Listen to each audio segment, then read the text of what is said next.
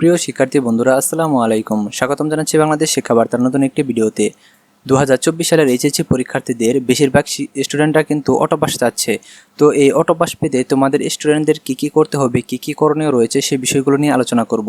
তো এগুলো যদি তোমরা ঠিকঠাক মতো করতে পারো তাহলে দেখা যাবে যে শিক্ষা মন্ত্রণালয় বা শিক্ষা বোর্ড তোমাদের অটো পাস দিতে বাধ্য।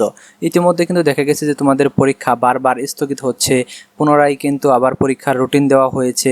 আবার কিন্তু এখন নিউজ প্রকাশ পেয়েছে যে তোমাদের যে পরীক্ষার খাতাগুলো যেগুলো তোমরা পরীক্ষা দিয়েছিলে সেগুলা পড়ে গেছে। তো এখন কিন্তু নতুন সরকার কিন্তু এরকম সিদ্ধান্ত নেবে যে তোমাদের প্রথম থেকে আবার নতুন করে পরীক্ষা নেবে, এরকম সিদ্ধান্ত তারা নিতে পারে। তো বর্তমান শিক্ষার্থীরা কিন্তু পরীক্ষা দেওয়ার মতো মনোমানসিকতা বা তাদের মানসিক প্রিপারেশন যেহেতু নেই, সকলে যেহেতু অটো পাস চাচ্ছে, তো এটা তো সরকারের কাছে বা শিক্ষা মন্ত্রণালয়ের কাছে কিন্তু উপস্থাপন করতে হবে। তো তোমরা কিভাবে উপস্থাপন করবা, কিভাবে তোমাদের দাবিটা আদায় করে নেবা, সে বিষয় নিয়ে আলোচনা করব। আর এর আগেই যেহেতু তোমাদের এই এইচএসসি পরীক্ষার্থীদের এই আন্দোলনে কিন্তু গ্রেফতার করা হয়েছিল, তখন যেহেতু তোমরা সবাই একত্রতা হয়ে তোমরা কিন্তু আন্দোলন করেছিলা যে তাদের মুক্তি না দিলে কিন্তু তোমরা পরীক্ষায় অংশগ্রহণ করবা না। তো এরকম একটি বড় সড়ো যদি আন্দোলন করতে পারো অটো পাসের জন্য, তাহলে কিন্তু দেখা যাবে যে তোমাদের অটো পাস দিতে বাধ্য সরকার। তো এখন কিসের জন্য তোমাদের অটো পাস দরকার? তোমরা অনেকেই ভাবতেছো যে পরীক্ষা হওয়া দরকার, অনেকেই ভাবতেছো অটো পাস হওয়া দরকার। তো অবশ্যই তোমাদের অটো পাস দরকার, কারণ যেহেতু তোমাদের একটা বিশাল একটা সময় কিন্তু তোমাদের এই পরীক্ষার পিছনে চলে গেছে। তার মধ্যে তোমাদের দেখা যায় বারবার পরীক্ষা স্থগিত হয়েছে, তারপরে আবার দেখা গেছে যে নতুন রুটিন প্রকাশ করার পরও কিন্তু পরীক্ষা হচ্ছে না, আবার পরীক্ষার যে উত্তরপত্রগুলো ছিল সেগুলো পড়ে গেছে। তো তোমাদের বিশাল একটা সময় চলে গেছে, এই সময়টা কিন্তু তোমরা কোনোভাবেই ফেরত পাবা না। আবার তোমাদের সামনে অ্যাডমিশন রয়েছে, অ্যাডমিশনের প্রস্তুতির জন্য তোমাদের পর্যাপ্ত সময় দরকার। এই জন্য কিন্তু দেখা যাবে যে তোমাদের যদি একটা পরীক্ষার পেছনে যদি 5-6 মাস বা বছরের অর্ধেক সময় যদি চলে যায়, তাহলে তোমাদের কেরিয়ারে কিন্তু দেখা যাবে যে একটা বছর কিন্তু ঘাটতি পড়ে যাবে, অর্থাৎ একটা বছর তোমাদের লস হয়ে যাবে। কাজেই তোমাদের অবশ্যই উচিত যে তোমাদের এই দাবিটা কিন্তু সরকারের কাছে উপস্থাপন করা। তো তোমরা কীভাবে উপস্থাপন করবা সেটা নিয়ে বিস্তারিত আলোচনা থাকছে। আর পাশাপাশি তোমরা যারা আমাদের চ্যানেলটি এখনও সাবস্ক্রাইব করো না, শিক্ষা সম্পর্কিত সকল তথ্য, তোমাদের দিক নির্দেশনা এবং এইচএসসি পরীক্ষার পর বা অটো পাসের পর তোমাদের যে ইউনিভার্সিটি ভর্তি পরীক্ষা রয়েছে, অনার্স ভর্তি রয়েছে, সমস্ত তথ্য কিন্তু আমাদের এই চ্যানেলে পেয়ে যাবা। কাজে শিক্ষা সম্পর্কিত সকল তথ্য সবার আগে পেতে আমাদের চ্যানেলটি সাবস্ক্রাইব করে পাশে থাকা বেল আইকনটি বাজিয়ে দাও। আর যারা অলরেডি সাবস্ক্রাইব করেছো তাদেরকে অসংখ্য ধন্যবাদ। সো আসো আমরা মূল ভিডিওতে চলে আসি। তো আসল বিষয় হচ্ছে যে তোমাদের পরীক্ষা যেহেতু বারবার স্থগিত হয়েছে এবং বিশাল একটা সময় চলে গেছে, সেহেতু তোমাদের অটো পাস চাওয়াটা দোষের কিছু না, তোমরা অটো পাস চাইতে পারো, এটা তোমাদের একটা ন্যায্য অধিকার। যে তোমাদের যেহেতু বছর লস যাওয়ার পর্যায়ে চলে আসছে, যে তোমাদের আবার যদি নতুন করে পরীক্ষা শুরু হয় এবং তারপরে অ্যাডমিশন সবকিছু মিলিয়ে অনেক সময় চলে যাবে, তাহলে দেখা যাবে যে তোমাদের একটা বছর কিন্তু লস হওয়ার সম্ভাবনা রয়েছে। সেহেতু কিন্তু তোমাদের অটো পাসের দাবিটা উত্থাপন করতে হবে এবং এটা আদায় করে নিতে হবে।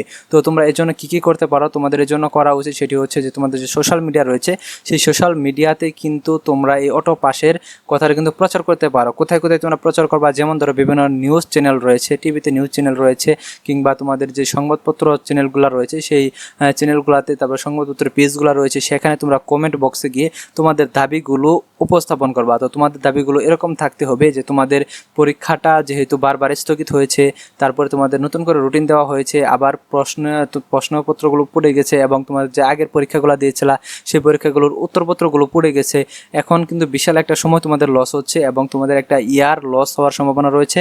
সামনে তোমাদের ইউনিভার্সিটি ভর্তি পরীক্ষা রয়েছে, তো সেখানে প্রস্তুতি নিতে হবে তোমাদের। সব মিলিয়ে তোমরা এখন এইচএসসি পরীক্ষা দেওয়ার মানসিক প্রস্তুতিতে তোমরা নেই। তো তোমরা চাচ্ছ যে তোমাদের অটো পাস দেওয়া হোক, এরকম একটা প্রতিবেদন তোমরা উপস্থাপন করে সকল স্টুডেন্টরা তোমরা এটা ফরওয়ার্ড করে নেবা। ফরওয়ার্ড করে দেখা যাবে যে তোমরা সকলেই, তোমরা যে নিউজ চ্যানেলগুলো রয়েছে অর্থাৎ গণমাধ্যমগুলো রয়েছে, তাদের যে ফেসবুকে পেজগুলো রয়েছে, সেখানে তোমরা সবাই কমেন্ট করবা বেশি বেশি। তাহলে দেখা যাবে এই কমেন্টটা যখন বেশি আকার আসবে, তখন এটা গণমাধ্যমে কিন্তু তারা প্রকাশ করে দেবে যে বেশিরভাগ শিক্ষার্থীরা কিন্তু এবার অটো পাস যাচ্ছে, তাদেরকে অটো পাস দেওয়া হবে কিনা এটা নিয়েও যদিও তারপর শিক্ষা মন্ত্রণালয়ে আলোচনা হবে। তারপর শিক্ষা বোর্ডের যে সমন্বয় কমিটি রয়েছে তাদের সকলের সাথে শিক্ষা মন্ত্রণালয়ে বসে আলোচনা করে যদি তোমাদের বেশিরভাগ শিক্ষার্থীদের দাবি যদি থাকে যে তোমাদের অটো পাস দিতে হবে, তাহলে কিন্তু দেখা যাবে সরকার বা শিক্ষা মন্ত্রণালয় তোমাদের অটো পাস দিতে বাধ্য। কারণ যেহেতু তোমরা নিজেরা এতে ক্ষতিগ্রস্ত হচ্ছ, এটা নিয়েও কিন্তু তারা বিবেচনা করবে। তবে এর আগের প্রধানমন্ত্রী যদি নৌফেল থাকতো, তাহলে কিন্তু দেখা যেত যে তোমাদের এই আন্দোলনকে কিন্তু কোনো তোয়াক্কাই করতো না। কারণ তিনি, আমার মনে হয় যে তিনি কিন্তু শিক্ষার্থীদের তেমন একটা বুঝতেন না, শিক্ষার্থীদের সুবিধা অসুবিধা কিংবা শিক্ষার্থীদের ভালো মন্দ তিনি বিবেচনা করতেন না। তবে এবার নতুন সরকারের যিনি শিক্ষামন্ত্রী আসছেন, আমাদের স্যার, আমাদের ঢাকা ইউনিভার্সিটির আসিফ নজরুল স্যার, তিনি কিন্তু একাধারে কিন্তু একজন আইন বিভাগের শিক্ষক এবং পাশাপাশি তিনি একজন শিক্ষাবিদ। যেহেতু তিনি ঢাকা ইউনিভার্সিটির মতো একটা বিশ্ববিদ্যালয়ে শিক্ষকতা করেন, সেহেতু তিনি কিন্তু দেশের সর্বোচ্চ পর্যায়ের একজন ব্যক্তি। তার মেধা অনেক বেশি। এটা আসলে বলে বোঝানো যাবে না যে ঢাকা ইউনিভার্সিটির শিক্ষকদের মেধা কতটুকু হতে পারে, সারা দেশের মানুষদের সাথে তাদের কিন্তু কোনোভাবেই তুলনা করা যায় না।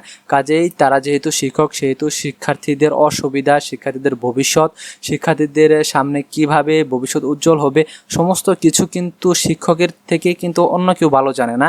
তো আমরা শুধুমাত্র আমাদের ভবিষ্যৎ নিয়ে আইডিয়া করি যে এরকম আমাদের ক্ষতি হচ্ছে বা লস হচ্ছে, কিন্তু এটার দিক নির্দেশনা কিন্তু পুরোপুরি টিচারদের কাছ থেকে নেওয়া সম্ভব, কারণ একটা টিচারই সবচেয়ে ভালো জানে যে কোনটা করলে শিক্ষার্থীদের জন্য খারাপ হবে, কোনটা করলে শিক্ষার্থীদের জন্য ভালো হবে। তো এখন বিষয় হচ্ছে তোমরা যদি তোমাদের দাবিগুলো ভালোভাবে উপস্থাপন করতে পারো গণমাধ্যমে, তাহলে কিন্তু দেখা যাবে যে তোমাদের এই দাবির প্রেক্ষিতে কিন্তু শিক্ষা মন্ত্রণালয়ে বা শিক্ষা বোর্ড কিন্তু বাধ্য হবে যে তোমাদের অটো পাস দিতে।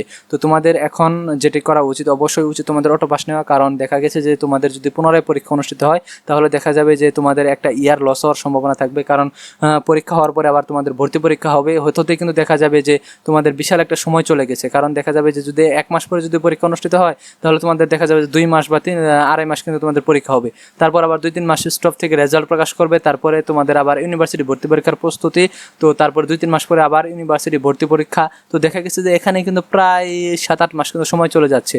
তো তোমাদের যেহেতু পরীক্ষার পর যেহেতু সময় খুবই কম থাকে, এখানে দেখা গেছে যে অনেকটা সময় চলে যাচ্ছে, সেহেতু একটা বছর তোমাদের কিন্তু গ্যাপ যাওয়ার বা একটা বছর লস যাওয়ার সম্ভাবনা অনেক বেশি রয়েছে। কাজেই তোমাদের অটো পাস চাওয়াটা অনেকটা যুক্তিযুক্ত। তো তোমরা এটা শিক্ষা মন্ত্রণালয়ে তোমরা এটা দাবি পেশ করতে পারো, উপস্থাপন করতে পারো, তার আলোচনা করে সিদ্ধান্ত নিয়ে অবশ্যই তোমাদের যদি ভালো হয় তাহলে তোমাদের কথা বিবেচনা করে কিন্তু অবশ্যই তারা অটো পাস দেবে। তো ধন্যবাদ সবাইকে।